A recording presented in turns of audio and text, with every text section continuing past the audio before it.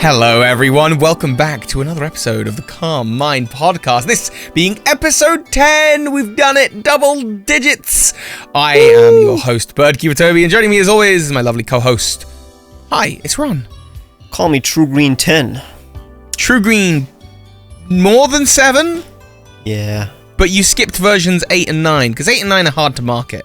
Exactly, it's like the iPhone. You just is there an iPhone 9? There's no iPhone 9, right? No, there's not. They just skipped to iPhone X, which is, and we're now on episode X. And really, yeah, X is the coolest numeral. I thought that they were going to do, like that Generation 9, which is obviously what we're doing with Pokemon right now, was going to be like the hardest thing in the world for them to market. I was like, surely everyone's just going to be like, oh yeah, but Gen 10, next gen, is going to be... But I guess they're doing it with the, like, this is the open world one, so it's kind of, they're solid fine. Gen 9 seems like right to me. It sounds like this is the future generation. Because like Gen 10, that's when that's when they have to do everything. That has to be Generation X. That's going to be like the coolest generation ever. Gen 9's like, okay, we got to make it like have its own identity. It has to have its own, it has to feel good. It has to, I don't know why. Why does Gen 9 to me, it sounds like this is the generation that they're going to try their hardest before Generation 10, where it's going to be like a reboot or something. They've got to do something big, because I feel like Gen 11... Gen 12, like, then the question becomes, okay, this is, like, is it getting silly? Like, are they going to keep going forever? Or, which hopefully isn't the sentiment for this podcast. Hopefully you're looking forward to 11 and 12 and so on, because we've done it 10 weeks in a row, and I'm, like, really happy that we've, achieved this and that we've done this. It's incredible. It's crazy, because, especially with Pokemon, everything feels uncanny when it's just announced. Like, for example, the starters, you're always like, these something may not look like Pokemon to me yet, or like any new Pokemon's revealed, it may not feel like Pokemon. But then, a year later, you're like, it feels like these Pokemon have been in the franchise since the beginning.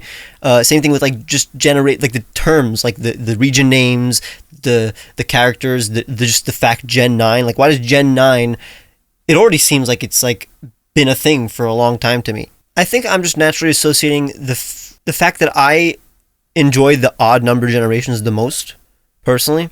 So Generation 1 is nostalgic. Generation 3, 5, and 7 are my favorite. And then I'm assuming 9 will be too. And that's why I'm hopeful. You're excited for it. Yeah, I could see that. Well, I'm assuming it's kind of the opposite for you.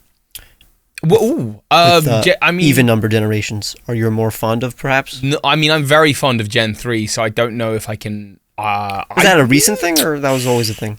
That was always a thing. That's always a thing. I think Sapphire is my favorite, possibly my favorite game right now. Oh, interesting. And that does change, like, over time. Like, sometimes I'm like, oh, this game's better, or another game's better, but, Gen 3 I've always loved. No, I don't think I agree. Okay, I think I'd definitely go the evens. The only one I don't like is Gen 7, but that's, that's fine. That's what it is. I prefer Gen 8 a lot. I really like the Galar region. It's my home. Speaking of which, this is a very clean segue. You saw what I was doing there. You can see where this is going. My home is the Great Galar region, where the Pokemon World Championships is being hosted this year on August, I think it's 18th through to the 21st. I think on the 17th there's some kind of Pokemon Center thing happening there. Oh, that's cool. Store, which is pretty cool. You've got a little bit of an announcement, I suppose. Yeah, I'm going to actually go to England for the first time and attend the World Championships.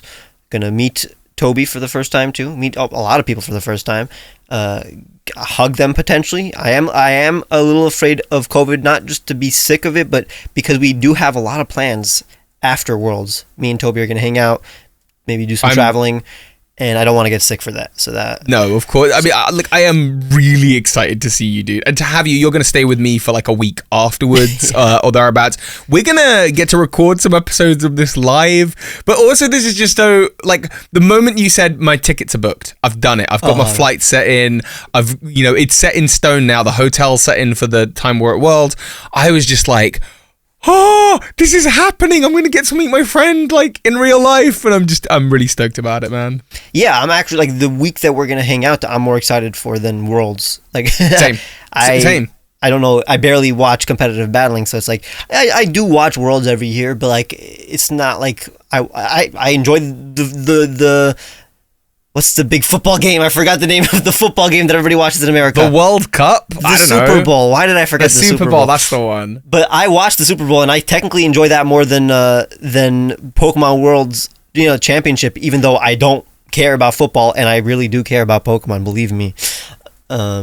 So hopefully just being there in person will really just ignite some kind of passion that I have for the video game, the meta, the competitive scene. We'll see. I could see that for sure. I mean, hopefully they've got some really incredible stage hosts. They usually do who are going to hype it up and amp it up. They're impressive. And, the commentators are very impressive in general. Hopefully they're going. I know some of them like by name, so hopefully they'll be there. Yeah, same. I can't wait till one day it's going to be. It was one time in New York City, but I don't know if it's going to be come back. Like I don't know when they would do that even. Was that for Unova? I don't think so, but that would make sense. They definitely had like a whole like official like event for the release of Black and White and even X and Y at the Pokemon Center, at the Nintendo World and Pokemon Center. But they haven't had any like live events in New York for a long time. Not even like Pokemon Go. I don't think there was like a Pokemon Go Fest or something there. There was this is a kind of an odd one because this is a carryover from 2019 that when Sword and Shield came out, I guess in 2020 they were supposed to do the World Championships here in the UK to celebrate the Galar region, and then they said, COVID, we got to push it back a year, and then last year they said, no, we're not ready, like this is not going to happen. So we're really getting, this is the last celebration of Galar, I guess, before it really is like, okay, it's Scarlet and Violet now, it's all about the Scarlet Violet region. And I want to like potentially make a video over there, but I don't know if people care about Galar anymore. It's definitely going to be released before like Scarlet and Violet are released, but like, do people really care about Galar still? I think so. I will be doing a video. I did a video at the end of Last Generation, right before Sword and Shield came out, saying like, hey, let's look back at Gen 7. Let's have a look at Gen 7 and just talk about it. Like, what did I think about it? What did I feel about it? What did the community feel about it? That kind of thing. Yeah. And I will be doing a similar thing now, and you could do something similar as well if you come to the UK. This might be a really nice time to grab a location to film something. We're definitely going to get to make videos together because I'm convinced that they'll announce something to do with Scarlet and Violet at Worlds. We will both be there, and I'll probably want to do some kind of quick on the fly video, whether that's in my hotel room or whatever. Yeah, or the moment we get through the door on Monday, the moment we get through the door after Worlds, it's like, cool, let's make some videos if you want. Like, as long as we're feeling awake and alive enough, I'm probably going to want to jump straight in, and nice. You're welcome to bring your work laptop or whatever you've got, and I don't know what you've got. I don't have a powerful. I have like a Windows Surface. I'm not going to do any editing or anything on it, but I'll definitely be scripting like every night, probably. Yeah, for sure. Maybe downloading. Well, it's definitely going to be a great opportunity for us to do some bits together, and we can. You've got full access to my office and my editing stuff as well, so it's just going to be great. And we're going to watch some of the anime that we've talked about in previous episodes. We're going to watch some anime together for the first time. You're going to be the 5th person I watched Full Metal Alchemist Brotherhood with. I just enjoy watching my favorite shows with other people, making them watch it, and then they fall in love with it in front of me. I just love seeing the reactions. Full Metal Alchemist is definitely a show with a lot of like reaction-worthy moments. So I'm a lot of pressure to fall in love with it, though. Like, I mean, what if I'm just like, mid? It's definitely you will agree that it's not mid. It's nobody thinks it's mid. Even people who don't think it's because it's an overhyped show. It's not overrated because it's like literally the number one highest rated anime online. So yeah, maybe instead of a 9.5, you'll think it's an 8.5, which is still pretty good.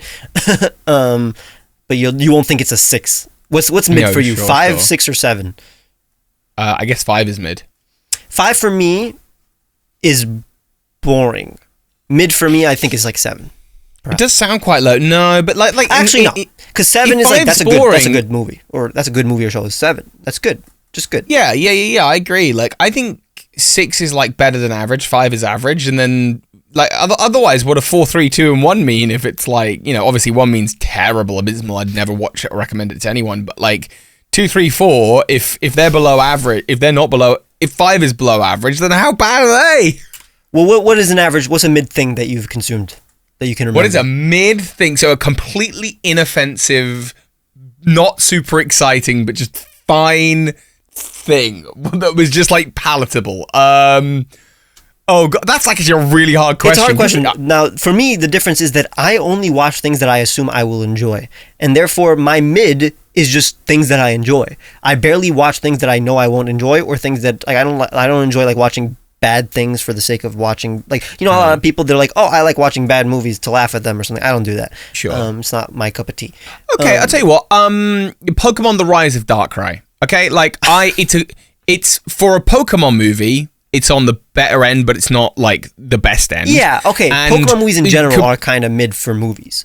Well, I actually think the majority of them are lower than below mid. average. Yeah. So that's why, like, the Rise of Darkrai, it's like, and I know obviously we're gonna have a lot of Pokemon listeners who are gonna be like, but I love that film. And the thing is, look, I've watched every Pokemon movie multiple times now.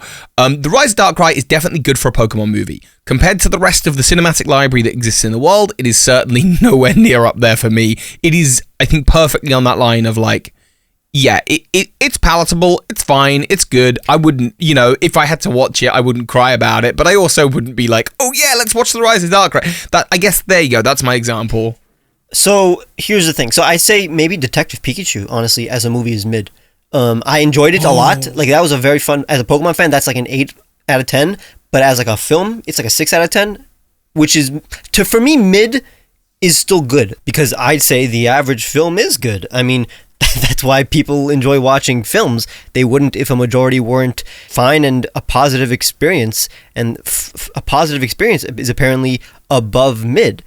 But if most films are a positive experience, that means that a mid film is still enjoyable. So based on that logic, I guess a mid film is a 6 according to me. I think the 5 out of 10 marker is actually a really hard one, because most people watch something and have an emotional reaction, whether that's good or bad. The idea of watching something and just being like, I'm pretty neutral on that, to be honest. Yeah, it's so unhuman, but like, because I have seen every Pokemon movie, like, there are naturally some that like that have managed to fall in that category, just because I think a lot of them are bad and I think some of them are good, and then there's some that are just in the middle.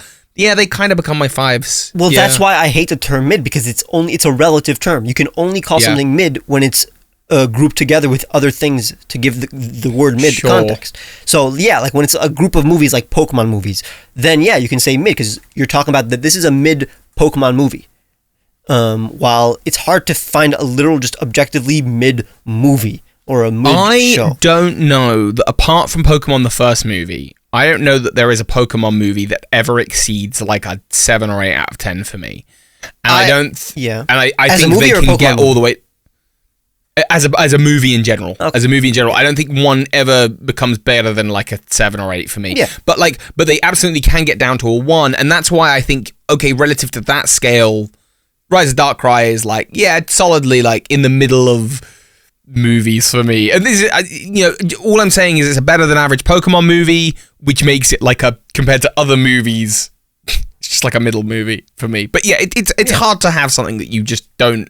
You're like, that was whatever. You know, most things you either passionately, you know, and Detective Pikachu is a hard one, because Detective Pikachu, there are elements of the movie that I think are fantastic. There are elements that I think are bad. And even taking it as a whole, it's like, if I'm in the mood for certain elements, like, for example, the live action Pokemon that I think look awesome, if I'm in the mood for that, then like, so it's hard to call it mid, because I do feel passionately one way or the other about certain sections of the film. So, yes, it's not black and white. Mid could just mean a collection of really good aspects and some bad aspects. You know, it's like, I wouldn't, if something has something egregious, I wouldn't call it mid, even if it has a lot of good things. Things aren't black and white, and that's the problem. So it's like, and everybody's criteria and what they prioritize in a movie is just, it's completely different. So, I'm fascinated. Is there a movie that you've watched that you're like, everything's amazing, but there is this just one element that's just abysmal, like it shouldn't be there, and it's upsetting? So the only possible option for that would be something with terrible CGI or terrible acting, because terrible directing would make other things terrible too. You know what I'm saying? It's like, you can't just have terrible directing, because that means also the acting may be bad and the cinematography may be bad. So it's like, you can't just have terrible directing. and even terrible cinematography, that's rare. It's never terrible. It's either just not noticeably good. Like it's like it was boring. Like what's terrible cinematography where people are shaking it when it's not supposed to be shaking, or like it literally falls from the stand out of the camera. Like that's not possible. But terrible cinematography isn't necessarily that, but it's like everything is off center. Nothing is like where it should, like. Because you can frame things in a very unpleasing way, right? You can have like a movie where everyone, just for some reason, it's like they're half cut off the screen, or it's like they're just in the top right. When does that ever happen? That's like incompetent filmmaking. You know what I'm saying? I don't watch films like that. It probably does happen, but that's why my range is higher. Like the range of films that I've watched are probably from like 4 to 10. I haven't watched any 1 to 3 films. You know what I'm saying? That, you know, films that I would rate a 1 or 2 or 3, because I just know that I wouldn't enjoy it, so I'm not gonna watch it. So sure, yeah. Maybe in that realm, that's when the cinematography gets really bad. You must have hit films where like you didn't know what to expect going in, and you've watched a film. And I always know what I'm about to watch. I always like, because I'm a fan of pop culture, so I know about the movies. I know about the actors. I know about the directors. I know. Have you watched The Room? Yeah, but like. Okay, cool. That's different. That's a famous one. That's a famous terrible movie, and it's probably the only terrible movie that I've watched. It's probably the only terribly bad movie that I watched, and even then the cinematography. I mean, the cinematography was bad, yes, but it's not like, again, like everything was crooked or like like it just wasn't good. You know what I'm saying? Yeah. And that's what makes it enjoyable as an odd, you know, kind of weird human thing. It just makes it kind of enjoyable because you just watch it and you're like, this is so bad. Why did they think this was a good idea? And you go through the scenes, and it's such a sort of bizarre journey through uncanny valley that it's almost quite funny. But yeah, it's entertaining still. It's very fascinating. But no, I'm trying to think of. I mean, yeah, like a Transformer movie or whatever. Like I think the second Transformer movie I did not finish. That's probably one of the few films I just didn't finish. And there are good films that I didn't finish. Like for example, The Princess Bride. I didn't ever finish that. I watched it when I was sick.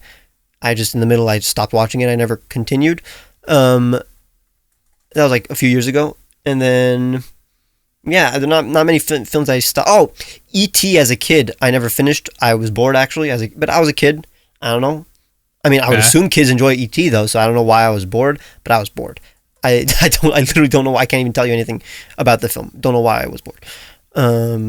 But yeah, every other film I usually will Google first, and that's why I'm gonna watch it. I'm not gonna just.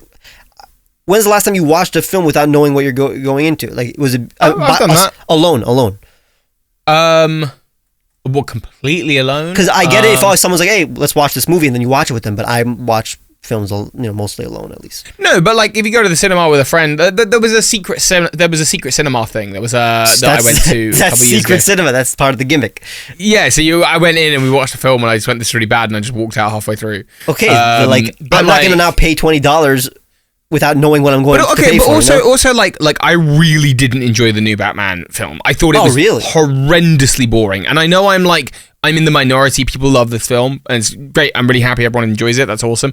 I don't. I thought it was terrible. I'd never watch it again. I'd never subject myself to it again, because that's what it felt like, subjecting myself. But I didn't know that that's what it was going to be going in. I saw the beautiful cinematography, which it certainly has a lot of, and I saw the, it's a Batman reboot, and I kind of went, yeah, you know what, I'll go check that out. And so me and friends went and checked that out, and as I was watching it, I was just like, when is this going to end? I hate it.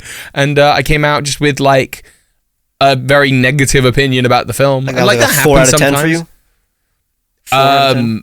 Or 3 out of 10? 3 out of 10. Yeah, 4-3, somewhere in that zone. Like, I didn't just think it... Because I actually found it offensive that it took up so much time. And I know the majority of people really like that film, and you're probably sitting there in the YouTube comments getting ready to leave a comment. Please still do it. It helps us in the algorithm. But, you're sitting there ready to go, ready to type. And the thing is, I just found it boring. I was sitting there going, I hate this...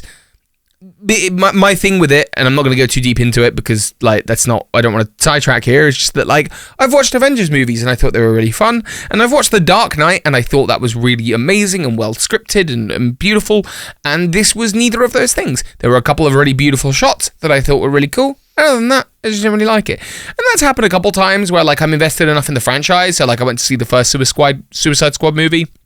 I just thought it was awful. Just like genuinely just came out and just went, well, that's like a 2 out of 3, 2 out of 10. That's like a 2 out of 3, 2 or 3 out of 10, like easily. You know, it just isn't interesting even remotely. So the difference, even though I would agree that, like, say, the first Suicide Squad is a terrible movie, I still like had a positive experience because I had a negative experience because I was like, oh, this could have been amazing, but I was still entertained because as a comic book fan, I enjoy these characters and I know these characters, so it's like I still had fun. And that's on the same level any Batman movie that I would watch, I would enjoy, even if it was bad. The question is, like, this new Batman film, if I were to split it into, let's say, okay, cinematography, we can agree that's good.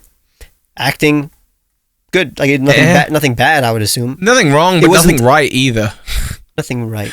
Like, there was no character on screen where I thought, ooh, I can't wait to hear them speak again. You didn't enjoy the Penguin? Dude, that was one of my favorite characters in a DC movie. Yeah, he was okay, no, fair enough. He was a little bit more like, oh, he's actually a character. But like I'd hear people say things like, oh, good bad Batman, good Bruce Wayne, or good Batman, bad Bruce Wayne, and all that stuff. And I'm like, I just don't know what any of that means. I'm looking at this guy, I just find him absolutely dull. There's nothing, and to be fair, that's not totally untrue about The Dark Knight either. Because he's certainly not the most driving or magnetic force in that film either. But like in this film, I'm just sitting there. I liked Catwoman sort of for the first third of the film. I thought like, oh, what's going on with her? What's she got to say? What she's, and then after, like, it just, I don't know. It just became very neutral, the performances. They weren't like, it wasn't like I was watching the performances like, this is cringy. But I also wasn't watching them going, oh, I can't wait to see that character back on screen. I was just, at that point, largely thinking, when is this going to end? I just don't care about this. So this is a 3-hour-long movie. Do you think that really did exacerbate your problem with this film? Probably. I didn't know how long it was going to be going into it as well. And we got to the point where there's the Penguin car chase, and I thought, oh, well, at least it's wrapping up soon. That's like the middle of the film. And then it kept going, and it just didn't stop. That was a good scene, though. Did you enjoy that scene?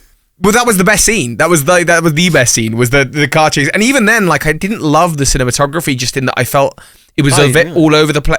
Okay, sorry. So I should clarify, because the most visually beautiful scene is actually in that, which is it's the upside down car, Batman walking, there's rain coming down, there's fire behind it. I think that shot is like stunning. I really like, that was the one moment in the movie that I was like, whoa, 10 out of 10, blew me away. But the actual car chase sequence, I felt I was sitting there going like, wait, hang on, who's where? What's happened? Oh, it's still going. Okay. And it just felt like it was a bit all over the place, and I didn't know who we were following and why did I really care at this point as well. So like, that center of the film was like where it peaked, and just really because of the visuals of the shot. Like, and yeah, Penguin's good as well. Catwoman was good for the first third. But other than that, I really don't think I have anything positive to say about it. As a comic book fan, it's very hard to give unbiased opinions on any comic book movie, even if I know it's bad or good, because I don't know if my enjoyment of the characters themselves is because I already know the context of these characters, and seeing the new rendition is like exciting. I'm like, oh, I want to see how this Batman acts, how this Catwoman acts, how this Riddler acts, and even if it's bad, it's still, ooh, that's an interesting take. That's like, I don't think anything was bad in this film. It was less, that's just not how I would personally do that character, or the cinematography. What was your favorite thing about this kind of iteration of, like, specifically the character of Batman / Bruce Wayne? Like, what was your favorite thing about that? He's definitely the most human out of any Batman. Okay. It's like every single Batman exaggerates one aspect of the Batman. So, for example, this one definitely exaggerated how sad of a character Batman is. At least as a person, not as like a plot-wise. So this Batman just wasn't competent, because this is his first year. This is basically his second year as Batman. And it just depends whether or not that's interesting to you, like delving into that part of this epic character's lore. But yeah, the Batman himself was definitely not my favorite part of the film. because he barely did anything. Yeah, I feel that. What was your favorite part of the film? Definitely, the cinematography. Honestly, I really liked the vibe. It was a good Gotham. Like, for example, the Dark Knight Gotham, pretty good, but like it just felt like a normal real city, which is probably what Nolan wanted. Like, it just felt like Chicago at night. You know what I'm saying? Like, it felt like New York at night. But I mean, sure. While this one this felt like an actual character, just like in the Burton films. Those were a little too cartoony. While this one was a good mix of the two. I've got another example of a inoffensive kind of 5 out of 10 for me. Yeah, that was technically not even an example. That was a was a film you did not like. Are you watching the Obi-Wan Kenobi series? Not yet. I haven't even watched Mandalorian. Oh no, me neither. I hear it's amazing, and so I probably will check it out at some point. I'm definitely Phoebe's watched it. She says it's amazing. But, the Obi-Wan series. Because every time I finish, let's say, a Marvel series, I'm like, okay, now time to watch Mandalorian. But then another Marvel series comes out, and we've got to talk. Are you watching Miss Marvel? No, because I haven't finished Moon Knight. Miss Marvel is so good. It's so good. It's so much better than Moon Knight. I'm not enjoying Moon Knight as much as I wanted to, which sucks. No, I really like me Oscar neither. Isaacs. I like Egyptian stuff. I'm at episode 3, which is apparently the worst episode. So like the next episode I'm about to watch is probably going to be much better, and the show's going to get better. But I have no motivation to continue it while I've been just watching the other anime that I'm watching. Like I started Evangelion, if you know that, Neon Genesis Evangelion. Yeah. I'm watching a lot of just famous anime that are airing right now. But yeah. Well, on a scale to rile up our viewers, Obi-Wan Kenobi is like a 5 out of 10 for me. Really? Moon Knight is like a 6.5 out of 10. Ms. Marvel is like, currently, it's only 2 episodes in, it's like 8 out of 10. And it could go higher. Like, I'm really enjoying where this show's going. Super excited about it. And I think you'd love it. Hawkeye is technically a mid show, I'd say. Like, again, like, not based on what I say mid is still a positive. Like, I really enjoy the characters. I'm just a big Haley Steinfeld fan. Yeah, but like, same. As a plot, it's pretty. I mean, I like the motivations of the characters. It's got good traits and bad traits, right? I think nothing's like I would never recommend a show. Hey, you have to watch Hawkeye. That's what mid is. Mid is a show that I wouldn't recommend, but I enjoyed. Okay, yeah, and like I think Hawkeye fits into that pretty well, but I do think that Hawkeye's better than Moon Knight. So probably. So I enjoyed Hawkeye way more than Moon Knight. Yes. Just skip Moon Knight. Go watch Ms. Marvel. It's great. Yeah. Totally doable. I think you'll really enjoy Ms. Marvel. I would 100% enjoy Ms. Marvel. I'm a huge fan of teenage superheroes too, in general. So it's like, I'm just gonna have a fun time. The weirdest thing was, I watched the trailer. I was like, I'm gonna hate this. Yeah. I was like, I genuinely think this is gonna be awful. I watched the first 20 minutes and I was like, oh, this is all right. And then by the end of the first episode, I was like, what? That was like one of the best. It was like one of the best starts to a series. Nice. Okay. Here's what's weird is that I actually really enjoyed Falcon and Winter Soldier. Okay. Loki's probably the best Marvel series. That is like an above average Marvel film. Yeah. Marvel series, while Falcon and Winter Soldier was slightly above average for me, while to other people it was like boring, I think. I don't know. None of them are on par with actual Marvel films. Some of these they should have been films. They're drawn out too much. Well, whatever. Give us your opinion. In general, just also ask us any questions that you want. We're still gonna start answering questions, fan questions from the comment section and even Twitter. So make sure to follow us there. But yeah, also you can ask literally about anything. It doesn't have to be about Pokemon. It could be about, hey, what do you think of this Marvel show or this Star Wars show or anything that you think that we would have enjoyed or would have not enjoyed. You've asked us questions and we got some answers. Okay, so the wonderful Zach Toshi on Twitter says, what are our biggest inspirations for creativity? All right, biggest inspiration for creativity is honestly the real world. That's kind of the point of my channel, that you should enjoy fiction in order to enjoy the real world, and that will also allow you to create fiction based on the real world. It's this feedback loop of you enjoy fiction, which allows you to enjoy the real world, which allows you to enjoy fiction. But other than that, also just anime. Probably anime. I feel that. That's you know what you're talking about there, that feedback loop. That works in the form of creation as well, because you have we get inspired by the things we see, and so then we create stuff. And that stuff is stuff that people sees.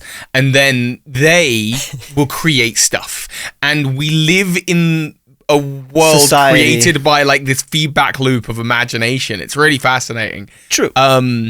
I've started, I know this is sort of half dodging the question, but it's just something I've been doing this week that I think kind of ties into this, which might be interesting, is I've been grabbing screenshots from films and games, just like images of scenes that I think are really cool, and thinking about characters like Zuko and Aang and actually like Rey and Kylo Ren from Star Wars, and like taking bits of their stories that I really enjoy and discarding the bits I hate, and then just kind of like trying to, and like I feel like I'm formulating a story for something. Yeah. And it's just taking bits of media and then trying to work out how those gel into my own world. But well, that's what I've been doing for a long time, where it's like I've been creating just my own TV series, like just like fictional franchises that I would have loved to make if they were greenlit. And there, a lot of it is usually based on tropes from shows and films that I enjoy. Like almost half of them are like coming of age. You know, they'll tell a story of like a teenager or something like that, because that's what every show I consume has a teenage protagonist. That's all of it, you know, shown in anime. Also, like, you know, battles and tournaments, and I love tournament arcs. Everybody does. And like making my own power systems. Creative power systems are my favorite. So every show that I make, even if it just takes place in a normal city, there's some kind of power system that I want to create. And there's a difference between hard and soft fantasy. What is it? Is that you mean hard and soft magic? Hard and soft magic, yes. Yeah. Yeah, I know that. What's an example of hard magic? So hard magic is like where it's like the rules are really rigid. In order to cast spell, you need to give X, and the spell effect is like really specific. Whereas like soft magic is like is bending soft magic, I would assume. I think bending's kind of somewhere in the middle. It's in the middle because it's just very detailed and well developed. That's the problem. Yeah. That it's like soft magic can be very well developed. Does that make it hard? Soft magic is like what you see in Game of Thrones, where it's like dragons, because of the presence of dragons, there is more magic in the world. What does that mean? Some characters believe that they can channel the magic of their gods, but it doesn't work in all circumstances, and prophecy's kind of vague. And then some characters who have never had magical abilities before actually can seem to enact magic by a sense of just belief that happens in the show. And that's what you describe as like soft magic, because there's like there is some kind of system in play, but it's really kind of, you can play a little bit fast and loose with the rules, whereas hard magic is basically what Naruto, Dragon Prince. If you've ever watched Dragon Prince, I'm assuming that's... I love Dragon Prince. Would you say that's hard magic, Dragon Prince? Yeah. They do the arcane symbols, right? And they the actual show Arcane, maybe that's in between, because it's soft magic, but we know how they do it. But it's very vague magic. It's relatively soft magic, maybe the League of Legends, but I don't know a lot of League of Legends stuff. But I would assume it's soft magic. It's very vague, although it's based on science. Some of it, I don't know. We'll find out. The more we watch Arcane as it goes, as season 2 hopefully comes out in 5 years. I don't know. But Pokemon is hard magic, I'd assume. Yeah. No. There are, really? It's hard magic generally, but then there are soft magic elements, right? What's the point of these labels then? where like Zaru, so you know how like in the Coco movie, the kid can use a move. Okay, that's not canon. I'm talking about like, a video game. Oh, but it is canon. And like Ash can like get frozen into rock, and then he can come back to life, and then Pikachu can like talk and come back to the day. Yeah, you know, like, and these things, like, they break the rules and conventions in like a really dramatic way, but they may still have some basis in the way that infinity energy works and people, and you know, but like, okay, we just don't know enough about the rules. Yeah, whatever. Magic systems. That's what inspires me. Magic systems and fictional animals too. That's why I love Pokemon. Here's a question. Never mind. It was the same question, wasn't it? Nah, it's just a lot of these questions are questions that I've answered a billion times on my channel or like in Q&As. I'm trying to find non-Pokemon questions even. Oh, from Peely the Meme, what's your most embarrassing video you've ever made? If you can remember, just a video maybe you wanted to unlisted or private. Ooh. I did a video about when Detective Pikachu was announced. I got my plush Pikachu, and I did a video, like a live action skit, where it was like me talking, and then it was like the voice lines from the trailer of Ryan Reynolds, like, and those were the only lines I had to work with for Pikachu, for my plush of Pikachu, and then I was gonna do this skit where I was talking to it.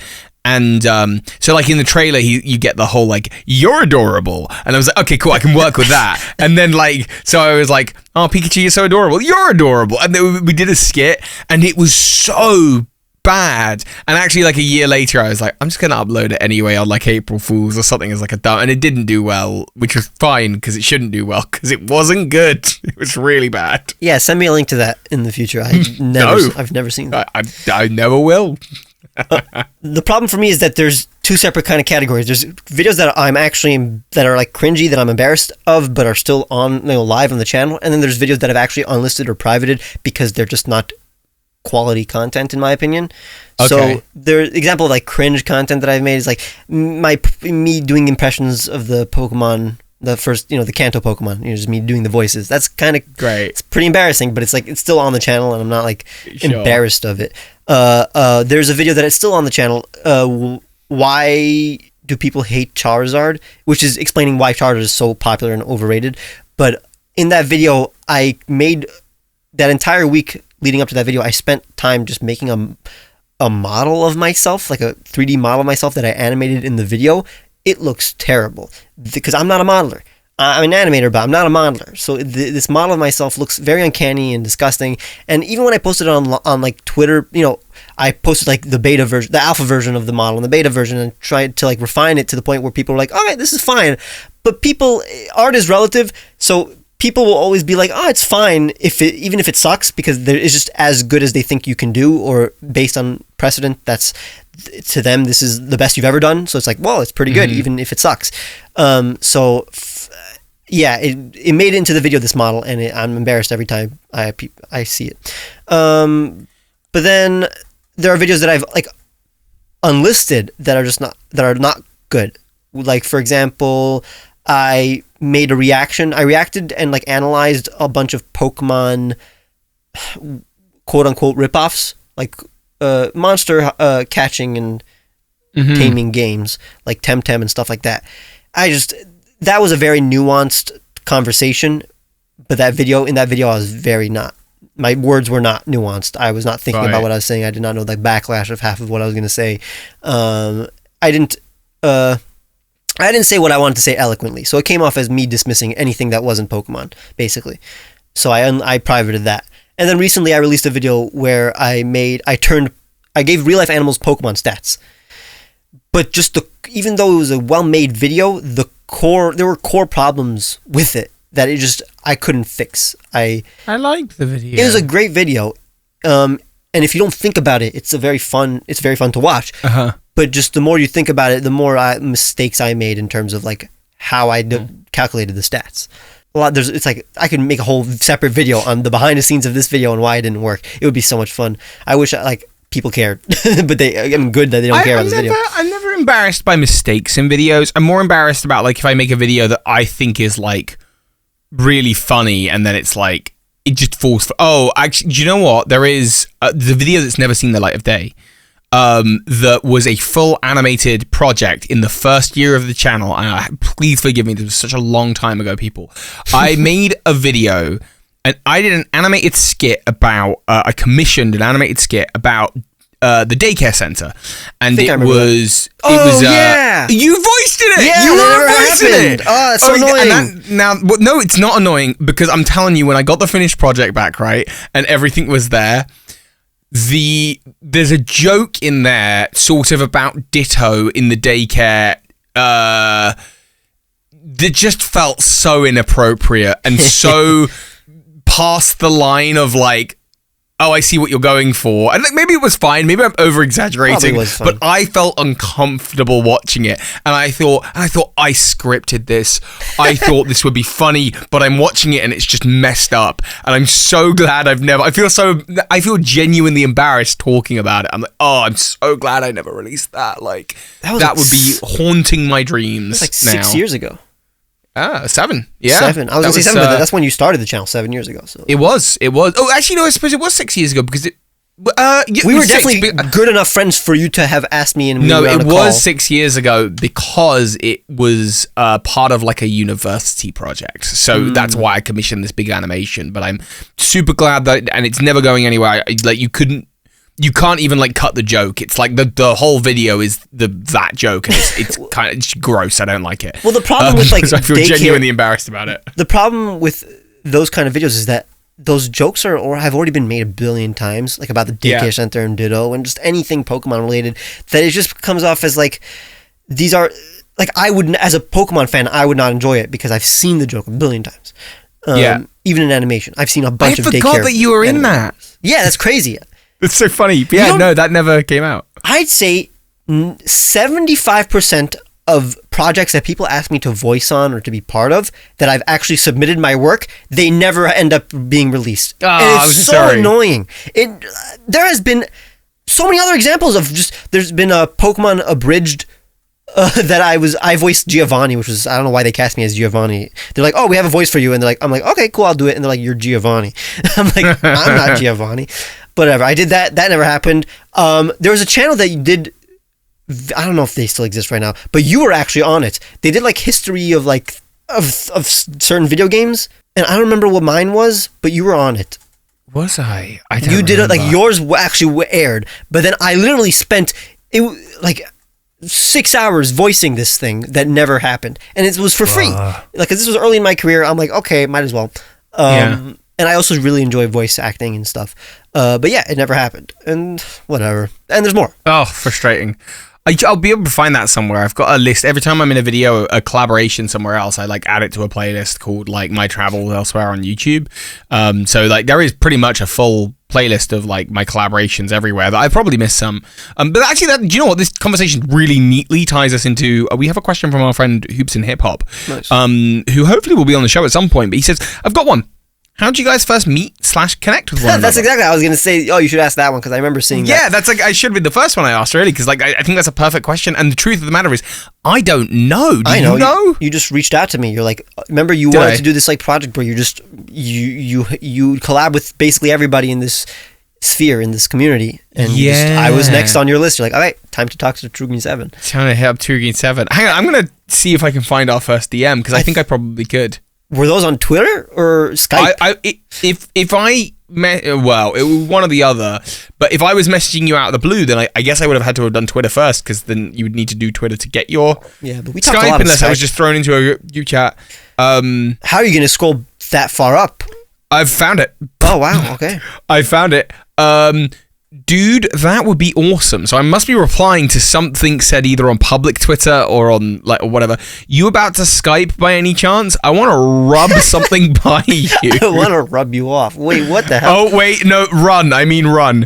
And you put, I can message a Skype, but I'm not near a camera. I was like, no worries, man. That said, I got a lot of cover, so maybe do it some other time when we can talk properly. I'll give you my Skype name. What's your Skype name, Toby? I'm not going to give it out, but I did say, I then apologized for my Skype name and said, lol, I know, I was 13. I made it when I was 13.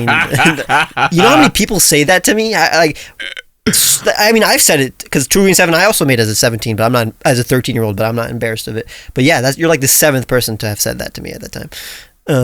I sent you this poster for this project to give you a feel for what the project was. To be a master. YouTube.com/Pokémon. And it had like question mark 2015, which I can tell you just didn't happen. But I remember I was very happy with the placement of my icon, because you had like icons of a lot of different Poketubers, and my icon was there. Is that the same Pokemon? Yours is the top right corner. It's a very seeable it was Pokeball seeable, with a green. So yeah, there were a couple that were like hidden behind me. Yeah, but like, was I the biggest channel that you reached out to at the time? Who did I reach out to at the time? There was Tranitar Tube. Okay, never mind. I didn't know Loxton at the time. M&J. I don't know and how big the Unlisted Leaf would have been at the time, but I guess definitely I messaged him about it. Tamashi Hiroka was on there. She was probably the biggest person. Wow. Never mind. I mean, I barely had any subscribers at the time. I think I had between 10 and 30,000. Dude, I had barely any subscribers at the time. People replied to me, "You're all so kind." I was just because I tell you why. I'm going to tell you why, and I think this is it. The people when we started PokeTubing, when I started in 2015, no one was on camera. I'm telling, other than M&J TV, and I didn't even know he existed at the time. No one was on camera. Everyone was voiceover and clips, and because the camera quality, while it wasn't exceptional, it was oh wow, this looks better than it's on a phone, because it wasn't filmed on a phone, it was filmed on a DSLR, and I had the lighting set up and the mic set up. It was kind of oh, that's cool, that's different. And I think people, and what I'd do is I'd come to people specifically with ideas. I'd never be hey, do you want to just collab? I'd be with Luke, I remember I went to him, I was I have a Rotom theory, if you want it, I'd love to do that with you. And it wasn't and for me, this was just me making friends in what I assumed was already a Pokemon community where everyone got on. Little did I realize that half the people didn't talk and just, genuinely thought it was a bit of a little leech going around trying to give me your views. But it really was a case of just oh, I assume you're all friends and I want to be in on that. So I've got an idea. Do you want to make something? And, people kind of said yes. That's the same reason I responded to you, is because you were doing the things that I thought was the next step in the community. Things that I wanted to do. I was I've always wanted to feel like a professor talking to his students, or do these not theories, but make Pokemon feel real. And that was back then when I was just doing top 10s and stuff. So I wasn't doing what I wanted to do at that moment. I mean, I wanted to do top 10s and stuff, but I wasn't doing the dream content. I tell you what drew me to your channel was your graphical style. Was phenomenal. Still is, but the fact of the matter was, and this is going to sound like such a small thing to people, but your background, I don't think it was a solid green color. I think it was a gradient, which it was different. People weren't even doing that. And then you had a little thin box around where you had the footage. And then you had I think you had got some kind of movement in your background, and I just thought it was the most incredible thing, because people just didn't do that at that point. There weren't a lot of people that were doing anything more than just a slideshow. And so I was your content I thought was amazing. Obviously Loxton's when I found it. Mr. Buddy, I thought, Mr. Buddy makes the best videos. I don't see so much of him anymore, but I'm still vaguely following what he's doing. Yeah, me too. And then there was this nice little kind of community forming with, Hoops started doing videos shortly after me, because I had messaged him and just been hey, can I use your music in my videos? He was yeah, of course you can. And then he started making videos, and, we started collaborating with Loxton quite early. We had done a video though, because what was our first video? We did I think the first thing we collabed on was we were talking about Elite Four members. Yeah. I remember Bennett being in the video. I remember specifically there was a shot with Phoebe and Bennett. On my channel, we were describing the name origins of Elite Four members. On your channel, I guess we did a theory on Phoebe's Bennett and the Ghost Girl. When we worked on that video, I was at home with Mum and Dad in a certain room. But when we started talking, I was still at uni, because I was in my university house or whatever. And so I remember that. And you've always been, nothing but nice to me. You've always been very I looked up to you, and you very much been guiding voice in my journey for sure. I mean, I'd say that it's because you're special, but I feel I'm like that for everybody. Although I don't guide and talk about the landscape of the community as a whole as much as I do with you.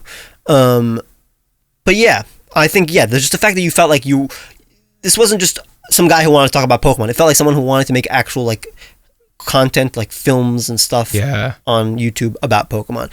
Who wanted to be a YouTuber and a PokeTuber. Like, while other people, they want to be just a PokeTuber or just a YouTuber, like, I want to be a YouTuber and a PokeTuber. I want to do things that reflect YouTube, the YouTube community or the YouTube landscape as a whole. So, like, my videos aren't necessarily just the trends that are going around in the Pokemon community or just about, like, teaching Pokemon or whatever. It's like, I'll try to, like, research what people are enjoying, outside of our community, and try to do Pokemon versions of that a lot of times.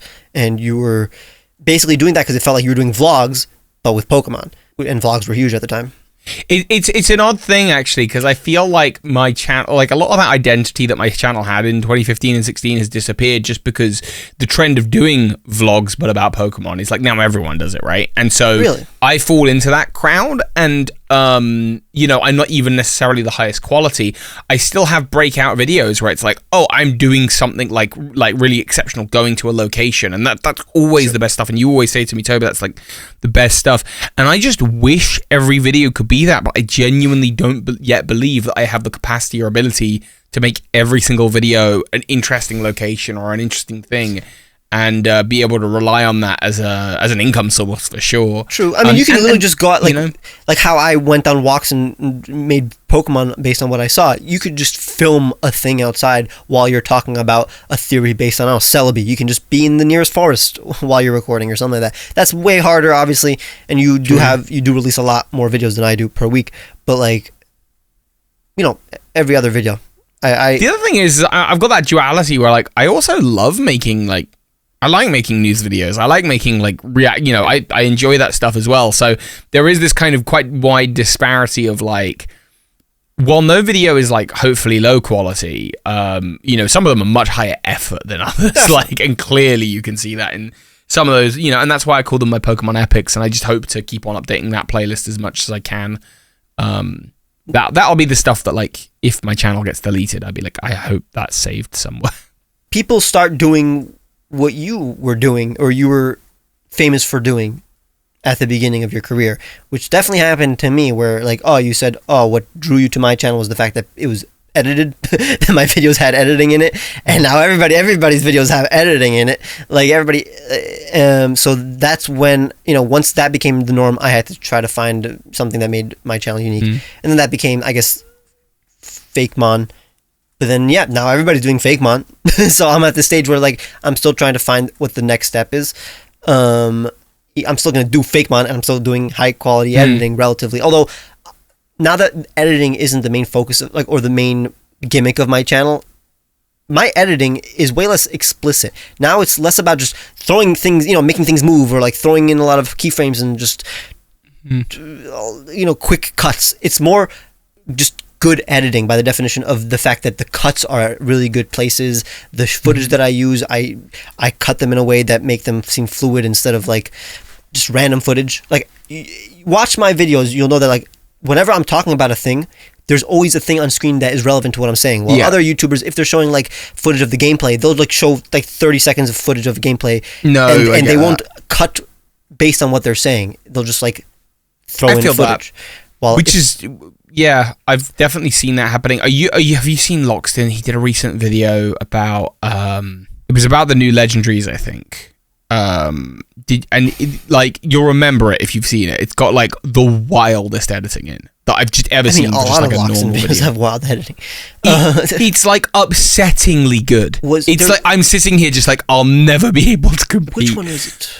Like, there's a scene, I'm saying there's a scene in a YouTube video, there's a scene in it where he's, like, walking through a prison, and there's, like, all the past generations of legends. And you're just, like, watching it, and you're just, like, how did you get that? That's so good. I mean, I know how to do that, but, like, it's more like, nobody cares if he didn't do that. Like, the video would, but he went above and beyond and did that.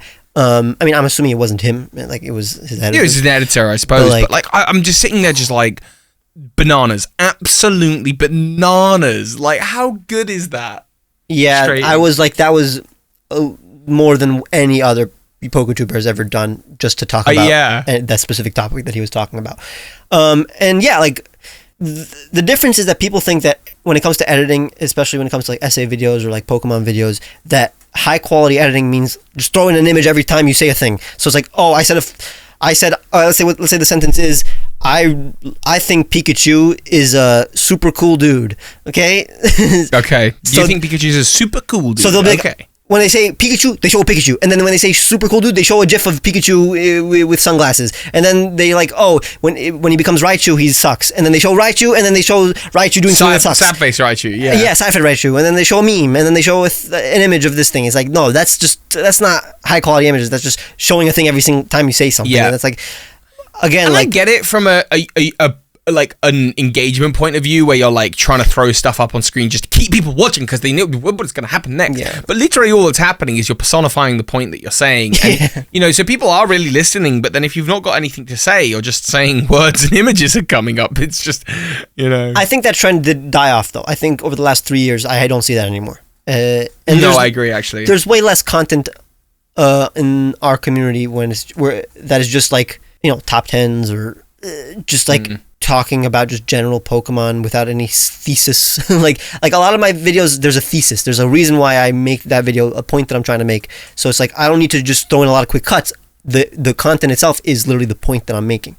So I can just show footage and or just let the script speak for itself, That's the hard thing. I tend to find with the live action shoots that the in-between sections, like the bits where I'm actually showing off live action, are relatively substanceless in relation to the rest of the video, because typically I don't have the location for long enough to make any one scene an integral part of the video. It's more a case of like genuinely with the castle one, because I didn't know I was shooting anything in a castle until I arrived at a castle and went, there's a castle, I've got to film something. So I filmed there's 2 more videos that could have scenes from that, which is really bizarre because I just filmed I sat there for 10 minutes and just thought anything to do with Hammerlock, Eternatus, Zacian, Zamazenta, Legends. Okay, what could I come up with? And then just okay, Phoebe, there's a wall here that looks really interesting. Can we film something here? And just for about an hour we went round and just filmed little bits, and then afterwards I was like, oh, I think I've got enough here that they're the same video, and wow. I'll write the rest of the script around that, and then as a result there's this really cool video. But I've never very different way of creating, made an on-the-fly essay video. I don't think anybody's ever made an on-the-fly essay video. I like nothing more. I find, so there's this challenge that you do at uni when you're doing film production, which is the 48-hour film, right? Yeah. Where they say, you meet up in a classroom, and they say, right, everyone, group off, in 48 hours, we're all going to be back here, and you're all going to be watching the short films that you're going to make in the next 48 hours. Sounds fun. Good luck. Go. That limitation of, you have... There's no time. It's not stop trying to prepare, stop trying to make everything perfect. Steal the footage you can get, make a moment, make something interesting, and make the best thing you can in that limited amount of time. And in these cases, it's there's a castle, or there's whatever the YouTube space could offer me for 6 hours, or whatever, there's a beach or whatever. When we were in Wales, we were on a beach, and I was going to stream Link's Awakening, and I did this unnecessarily big promo of me live streaming Link's Awakening, and I had the egg sat on the top of the beach as if I was on the beach from Zelda. And I love that kind of creation. It's honestly, I feel that there's nothing more exciting about that in terms of creation. It's just devising like that. It's the same kind of concept as what we do with where we randomly generate a Pokemon and just talk about whatever we can. It's fun just being able to, or knowing that or practicing the ability to just talk about anything and being interested in anything. That's the kind of quality I love in my friends, or that's what I search for in friends. Just people who are interested in being interested about anything. And yeah, that's why we made this podcast, because I thought we could just talk about anything if the other proposed some kind of topic. Which, means, 100 more episodes. Woo! 106 seasons in a movie. 40. What YouTubers did you watch growing up, and which ones inspired you to start making content? By Thomas. Yeah, but my one's got cancelled. Oh, really? Yeah. No, unfortunately, I'm not and it's gutting because, obviously, it's frustrating because I looked up to these people as role models, and then it turned out they were not great people. What is this, Shane Dawson or something? No.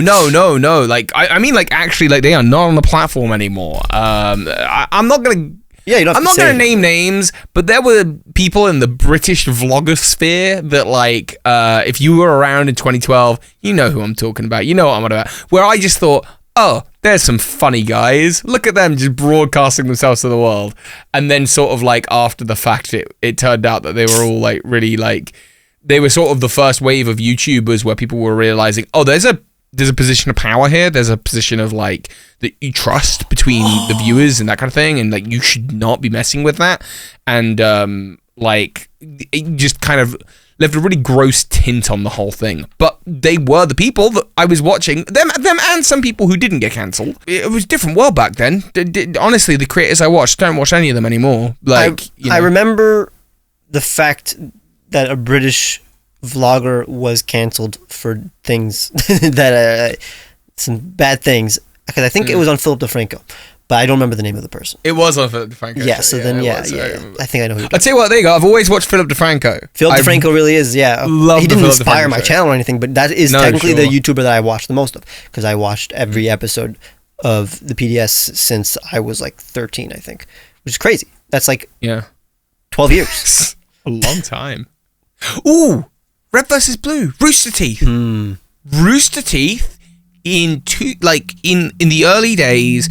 I'm talking Red versus Blue seasons, sort of like 6, 7, 8, 9, 10, even 11, 12, 13. Like the Rooster Teeth shorts of that era, the personalities at the company, like Monty. I mean Monty, Jeff, Gus, Gavin, Bernie. Bernie Burns, huge inspiration to me. Hugely. That's a very familiar name, but I don't know who Bernie Burns is. He was one of the kind of co-founders, and he left Rooster Teeth a couple of years ago now, and like, you know, there are still a lot of those personalities there. I am very nostalgically attached to that company at a specific point in time. Yeah. So like, I don't enjoy them so much anymore, but like, huge inspiration on my creative journey for sure. There's a lot of YouTubers that I want to shout out, but those are YouTubers that I actually watch now, and that's not the question. The question is as a kid or people that inspired you in the past. So technically Poketubers like Tamashi, sure, yeah, Tamahiro now, Jay Witz, Dookie Shed technically. Did you ever watch Jimmy Wetzel? Yeah, Jimmy Wetzel is not a huge inspiration, but definitely I watched a lot of. I felt like that was like the trinity for me. Yeah, I follow him on like social media and like technically go into his Twitch live streams every once in a while, because I mean he's dating Dallas right now, Supreme Arcanine. Oh, cool! I didn't realize dating for like 2 years. Like, so I don't. Oh, I thought that amazing! Was common knowledge. Yeah, which is great. It's so cool when people you two completely different people in your mind at least. Obviously, they were both Poketubers at one time, but when they just get together, it's very uncanny. Is Dallas not a Poketuber anymore? No, Jimmy isn't a Poketuber anymore. But right, okay, I was gonna say like I mean I'm just genuinely out of the loop. I don't know who's dating who in the Pokemon world. I have no clue. I don't just like. Yeah, I don't know any other two Poketubers that are dating. Oh, I was jealous of Jimmy Wetzel when I was a child because he was around my age and he was like already making he was already a successful Poketuber at like 13 or something, and like hanging out with Jaywitz and Tama and like going to some. I was at Symphonic Evolution because he lived in he born and raised in New York and only moved out like a few years ago, and he went to the same Pokemon Symphonic Evolutions show that I did, and I saw him leave the show and going into JonTron's car and like leaving. That was back when they were friends. I'm assuming they're not friends anymore. That was just uncanny because like at the time I'm like, he gets to hang out with all these famous YouTubers even though he's like around my age, and like to me these YouTubers are like older like famous people. Yeah. But now you're a famous YouTuber. We'll see. You are. What does that mean? We'll see. Look at you. Not until I implement my plan. Then wait, what? I'll actually be famous. Then you'll be truly famous. Twirling. I thought of Jimmy, Tamashi, and Jaywitz were like the holy trinity of Poketubers. Probably like Maryland. People probably thought it was like the true. Oh yeah, of course. Yeah. I never watched Maryland. I mean, he's a great guy. I met him at Pokeathon. He was there and very cool guy, very nice guy. It's an odd thing coming into contact with a lot of these people just because like, you know, the term Poketuber was only really sort of introduced maybe just before I kind of came into it, but these people like, Marilyn Tammer, Jaywitz, they really are the forerunners of the Poketube community. I can pinpoint the first Pokemon theory on YouTube. I found it a couple of years ago, and I think it's a really close contest between Proto Mario and Jaywitz, and I think Jaywitz won it by about a month. But really? The first single Pokemon theory that I can find on YouTube. Someone had to make the first Pokemon theory. It wasn't me, that's for sure. It's crazy to think that there was an inception of our career. Genre. Like someone started it. That's crazy. Oh, that's wild. But I mean, those were the Poketubers that inspired me. They didn't inspire me to become a YouTuber. They just inspired me to become a Poketuber. I'd say as a kid, watched a lot of Smosh.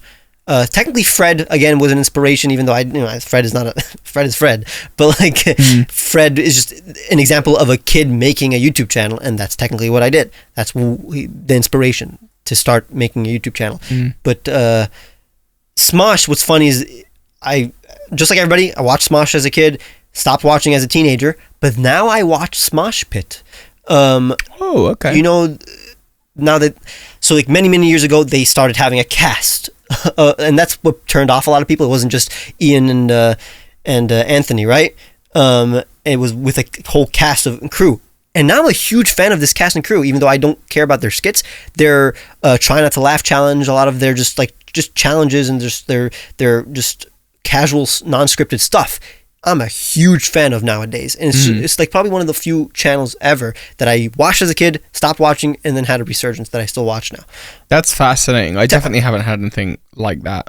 And technically, I watch now Anthony's interview channel. He's a huge now. Yeah, right? Yeah. Fantastic. Comedy skits on YouTube always...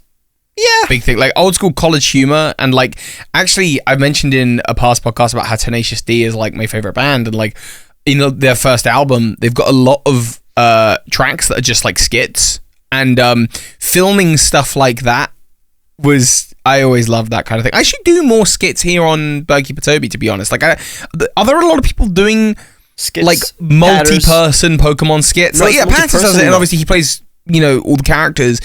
I actually don't think there are a lot of people doing the multi-person ones, so maybe that's something I should. If we live near each other, we would be making a skit every other week. Oh, we really would. I'm not gonna move. I've got a mortgage. You got to come here. You've got to come to me. I'm not gonna do it. In England, you've got way better healthcare. Just about fractionally, it's going down, but true. You got to get over here quick. Get in while you can. I'm a little angry at you because I set up the whole generating. I had set up a perfect segue to generate the Pokemon 20 minutes ago. And you did not take the bait. You're like, did I not? What was the bait? What did I miss? You were talking about how... Can't have been that good. No, it was really good. It was perfect. I thought it was so natural that you didn't even realize it. It wasn't an awkward transition. Oh, so natural. I didn't know it was a transition. That's just how natural it was. And now we're dealing with this nonsense. Go back, everybody, and just listen to that part. It was good. Let us know in the comments where that natural transition was. Whatever. Let's generate the Pokemon. Let's do it. We'll never have a natural transition. It sucks. Yeah, never. This is the latest we've ever generated Pokemon. So it is. Let us mix things up for this. What the? Why do we? Okay, Venipede. Oh no, Venipede. I love Venipede. It's great, but why do we not get Rayquaza or something? Really? I gotta put a Venipede in a thumbnail? Venipede is the worst thing to put in a thumbnail because it matches the color of the background in a thumbnail. It's flat and it's long. Can we regenerate? It's also its face is in the bottom, which is not good. We need a Pokemon whose face is on the top in order for it to work. Can we just regenerate another Pokemon and just no. I think we should get one. I think we should get one a month. I think we should get to reroll. One every 10 episodes. One every 10 episodes? It's episode 10. Oh, look. We just made the rules for the podcast. But I do enjoy Venipede. I think Venipede is a quality Pokemon and the whole line is really good. Let's establish that rule now because it'll be really fun. Yeah, one in every 10 episodes. 1 every 10 episodes. We are allowed to reroll. But I agree. I agree with you. Venipede's cool. Now, if this is worse than Venipede. Oh, this sucks. I'm going to cry. Oh, that's really good. Ah, what do we get? We got Mega Gengar. Oh, That's a good Pokemon. That's my favorite Mega. Okay, this is why we established the rule was for this. That's what it was about. Oh man, Mega Gengar's sick. Mega Gengar is there's that. Man, wow. Sorry, that is exactly what I want in a Mega, where it's like, and also like his Gigantamax does it really well too, where it's like it's a new concept. It's not just the Mega, just more fierce or like more gems or more hair. It's a new concept. Gengar is now midway through the shadow realm or whatever, and real life. His body, half of his body is through the floor. There's this glow, there's aura, there's this third eye that appears. It's not. Yeah. It's a new concept while still being a Gengar. And it works so well. Yeah, I mean that was one of the first theory videos I ever watched of Lockstin's, was the mini theory where it's like Ghastly is just ahead trying to sort of appear from another dimension. Slowly it puts its hands through into the dimension and it becomes it becomes a Haunter, and then its whole body appears and it's a Gengar, and then it roots itself to this reality as it becomes Mega Gengar. And it was like this really cool short theory that kind of used Pokédex entries and just the look of the Pokemon to explain it. Like you couldn't make it as a video now because it wouldn't be like acceptable as a theory, I guess. But why like not? At the time, that's a good theory. Too short. How do you? It's not 8 minutes long. It's not 8 minutes long. I think Lockstin knows how to drag out a theory. He could do it. And there's just not enough there. There's like a Pokédex entry and just how the Pokemon looks. But I just remember it being sorry. What I love about Lockstin nowadays is that half of the video isn't about Pokemon. That's what I always wanted to do, and it's too late. I can't do it. I don't have enough manpower on my channel to do the kind of videos that he makes.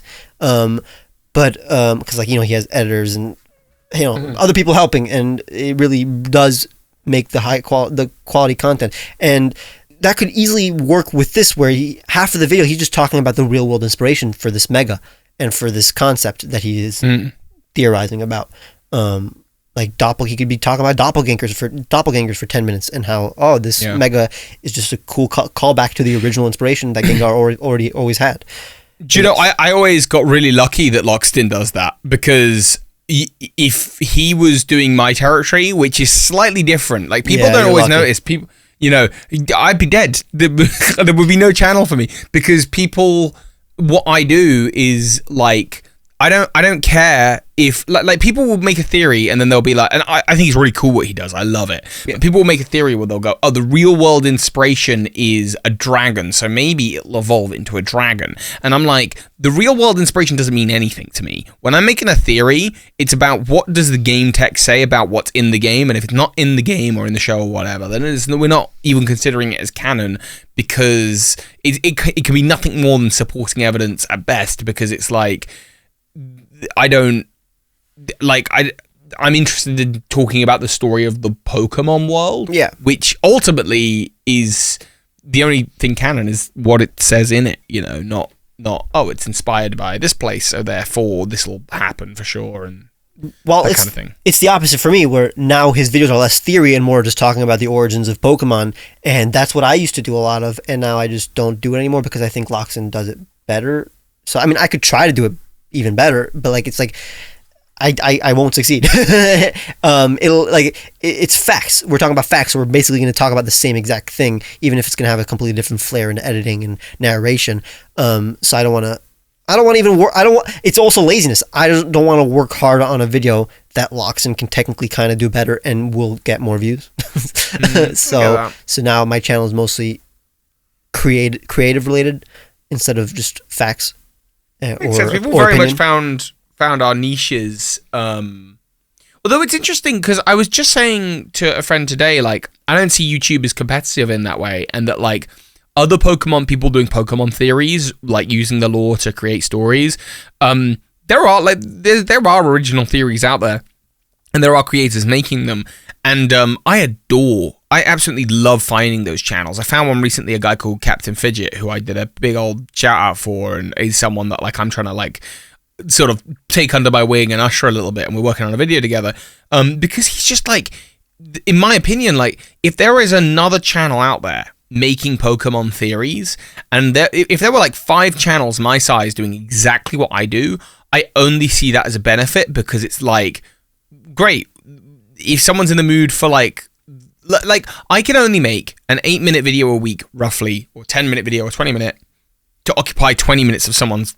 week. Yeah. But if 5 of us do it, that's an hour and a half. Someone's week could potentially be taken up by this community, and they're invested in it. Yeah. So I'm like super like, hey, if you like Pokemon theories, you should make them. Please make it. Please join me. Join me. I mean, I've always talked about just how important collabs are in general, but I never thought of this making a. Okay, so I'm going to say the idea: making a channel that actually is a channel where there's different series by different creators, and you get just a lot of content per week. And it's like just like a TV channel where there's different shows from different creators throughout the week. And people have done that in the past. It never works out. It happened in the Pokemon community. Well, I know why it hasn't worked out, and that's because people want to build their own brand, and people want to build. You want credit. Like, why am I gonna make a video to collaborate into it? Would absolutely the channel would be far more successful than any one individual channel, but the association would be with the channel, and people might not care so much about the individual hosts or whatever, and so that becomes a problem if you're investing a large amount of your time into it. I was gonna say, yeah. This nowadays, you need a parasocial relationship with your YouTuber that you're gonna watch, and that's kind of what YouTubers are trying to foster. Where it's like, no, you're watching for me, and the channel is only successful because you enjoy me and not even the content sometimes. So if there's multiple people and you're not gaining a parasocial relationship with any of them, then you're not really attached to the channel. And again, I think they have one channel did do this. I just don't know which. It sounds familiar. Where at the end of the week, you just have a podcast with all of them together, or just one show together, and then that just fosters this community where it's spirit, like, yeah. I mean, there's a lot of YouTubers right now that that we've talked about a bunch of times. Where every other video is a collab with the specific person, and then both of the channels, grow because of it, or this trio of people that they just collab with each other every video, and it's the same kind of thing, but it's on each separate channel. Here's why I think these things don't happen, and they get harder and harder the more people you involve into them. Yeah. So first of all, I get what you're saying about the parasocial relationship. From my point of view, it's actually more about the money side of it as well. Is like, okay, if we're collaborating on a channel together, and then we can make an agreement up front. We're going to split it, 50-50 or 46 or whatever, and we can make that agreement. But eventually, what happens when my videos are doing really, really well and yours aren't doing really, really well, and we're gonna squabble about who owns what, and I mean, what are the usage rights? Analytics literally says how much money each video makes. Absolutely, but people squabble, people get petty about that kind of thing. And what happens when I'm uploading to the channel a lot? The channel's doing well, so you feel like you can take time off and not. Yeah. And the thing is because YouTube is built on organic personalities, the chance of creating a channel like this without doing the business logistics side first and doing that correctly becomes lower. Plus, as time goes on, people fall out, people have arguments, it all becomes very public. If people are arguing or not getting on week to week, and it's happening and they got to sit down and do a podcast, so they started dating so-and-so, and now that person's actually got with the other member of this thing, and it becomes all very public and personalized. And don't get me wrong, the careers of these people do tend to do quite well, but the focus stops becoming about the content they're making and starts becoming about the interpersonal drama. And I just think that is too big an overriding factor that it gets in the way. That's kind of the problem. I think you're right that the relationships is the number one thing that's stopping it. But it's because these kind of channels only happen. They're only created by new YouTubers, by newbies, people with lower subscriber counts. And let's say it's a channel with 5 members, one of them is going to start losing motivation and is just not going to actually become a successful YouTuber. Mm-hmm. And that there's a domino effect where it's like, wait, now they leave, they go back to school, or they just go get a different job because their channel is not doing well, or the videos on the main channel is not doing well. Because you know how many people that we've collabed with and just have made connections with during the beginning of our career that just don't upload anymore and aren't YouTubers. Yeah. So it's the same thing. It would have been really dumb of us to make, let's say, podcasts or joint channels with those people. I'm only doing it with you because we have been friends for so long, and it's clear that you are a YouTuber for the foreseeable future. That's why I don't like to collab with people who it's not clear whether or not they actually are going to be a YouTuber for the foreseeable future.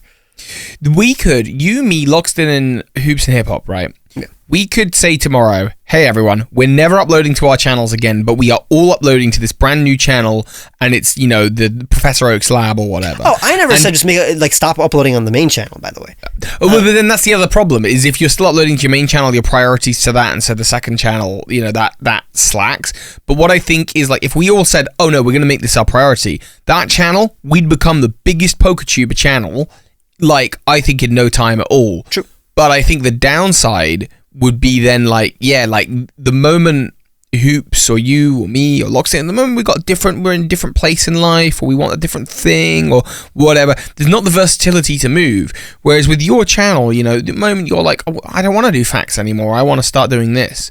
The moment I'm like, I can't provide that, but I can provide this. And, because we're all humans at the end of the day and we all have very different creative processes, it just I think things like that are destined to fail or are scripted with the sole purpose that they will explode. I think there are a lot of those drama house YouTuber groups where it's they were dating, but then she started going out with him, and then he betrayed him, and then they betrayed her, and all of that is totally scripted, totally meant to go that way, and everyone in the house is under the understanding that hey, we're all just here to make money, and that's fine, but that's not the kind of content I want to make.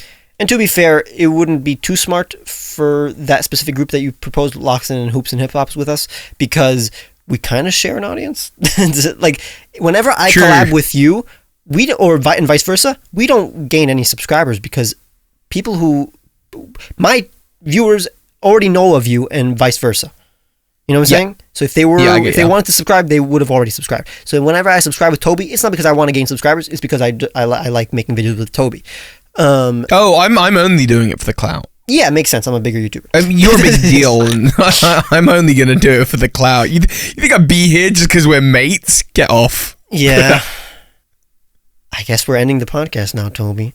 Oh, no, that's such a dark way to end the podcast. I love you. I'm kidding.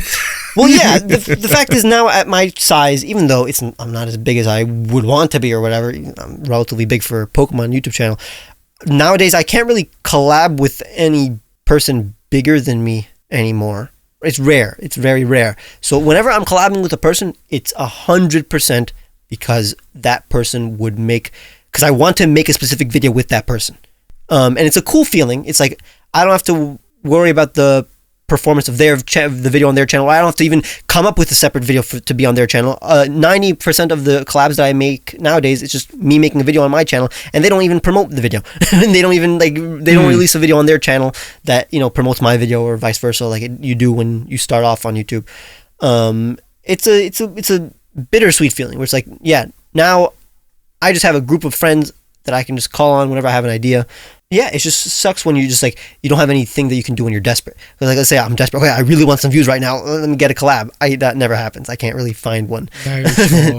I'm really hoping we're going to get some kind of very organic collaboration happening through Worlds, because I kind of I made this secret group that you're part of. I won't say what platform on, but I made a secret group Skype with on Skype with basically anyone and everyone in the PokeTuber kind of zone that I could think to message, who I know is going to Worlds. Hey, you guys, just so we're all everyone's on the same page, we're all probably going to go. We want to make keep track of tickets, know what's going on in London, know what's happening. Stay safe as well. If anyone's everyone be careful. There's this terrible viewer who's coming, and they're really horrible. It's a good place to communicate, that kind of thing, and just stay safe. But my hope is because there's so many people in there, and everyone sort of knows everyone, at least in some way or another.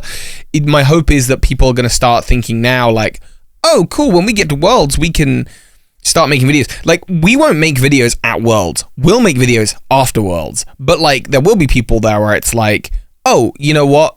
We've got half an hour. Maybe there's something we can bust out on the phone and take advantage of the fact we have it here. But it can be really organic and natural. I'm sure there's going to be a TCG Poketuber that's going to be making a video, like a card opening at Worlds, and they're like, oh, whatever Poketuber is near, come on, make a cameo in that video, open a card pack or whatever.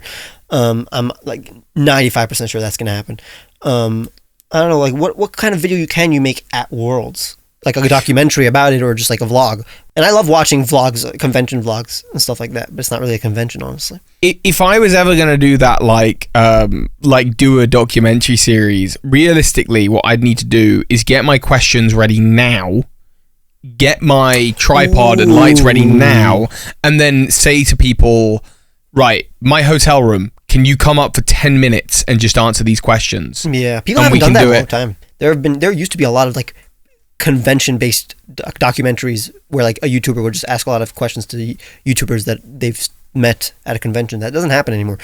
But yeah, I would love to. I should come up with something where I'm not that social. I'd be very anxious just going around and interviewing every single Poketuber I can think of.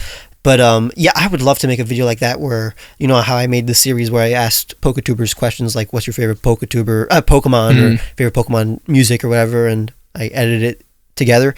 It would be cool to do a live version of that. I saw someone did like I don't remember which channel it was, but they did like a cover of the Pokemon theme song, like the first season theme song. Cool. Where a different like YouTuber says the line of the show, at a convention. I think it was Nate Wants to Battle, or he was one of the lines. But yeah. I don't think I want to add the stress, and I know it's like, oh, it's a once in a lifetime opportunity.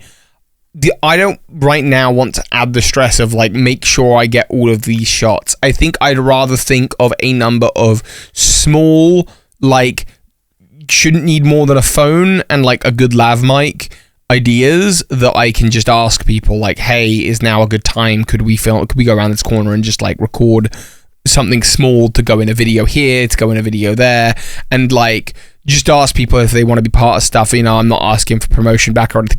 I'd love to have as many people as possible in various videos. You know, it would be really cool to get like a shot of a bunch of different people, like just my next 10 videos afterwards having clips from different YouTubers just randomly because they're related to totally disjointed ideas, but captured at Worlds, you know. Like when we're at Worlds, we're all what you would call on, which is like, hi, right now I'm Birdkeepertoby and I am ready for photos and I am ready to say hello and I am ready to sign anything you need me to sign. The moment we hit the hotels afterwards, there is going to be this want of safety and like, hey, can we just kind of like relax for a little bit? And the problem is when cameras start going around, everyone goes back on again. Oh, whose channel is this going to end up on? It's a lot of stress. And so I think it's difficult because you want to take the opportunity to film stuff, but you also want to take the opportunity to just catch up with your friends and colleagues and, you know, even just talk shop a little bit and just like, oh, how are you finding, you know, YouTube world, or, you know, heck, how are you finding London? Like, you know, all that stuff. So it's finding the right balance and just making sure that, like, obviously, like, if someone, and I swear to goodness, if you are at Worlds and you're, you know, want to film someone and have them in a video, just ask them first. Ask someone, would you mind being in this thing? Super important. But I'm really excited, basically. That's the gist of it. Like, in theory, episode 20-ish, because Worlds is 10 weeks from now, will be you here, 20 to 21, 22. Maybe episode 20 is going to be at Worlds or the day after. We'll get to do one together, because Worlds is, we record these on Thursdays and you will be here on a Thursday, so yes, I suppose I'll be episode here 20 2 Thursdays in a row. I'll be there. You'll be here 2 Thursdays in a row, so we will do 2 of those. Probably one we will do a makeshift setup, or we'll do them both from home within the same week. We'll work it out. But it's crazy that we went from Mega Gengar to Theories, which ended up talking about Loxton, which ended up talking about Poketubers, which ended up talking back to Worlds. I love this whole gimmick. It's really fun. We spent a long time talking about, like, I think the YouTube space today, because obviously our viewer questions were about the YouTube, that as well. And again, if you are someone listening and you have a question, YouTube video, comment section, ask away. Yes, and it doesn't have to be about YouTube or Pokemon. Yeah. It could literally be, what's your favorite toothpaste brand? I don't know. Don't ask that. That's stupid. It's a terrible question. I won't answer that. It's Colgate. How dare you? I'm a Crest man through and through. We're done. Never heard of Crest man. We're donesies.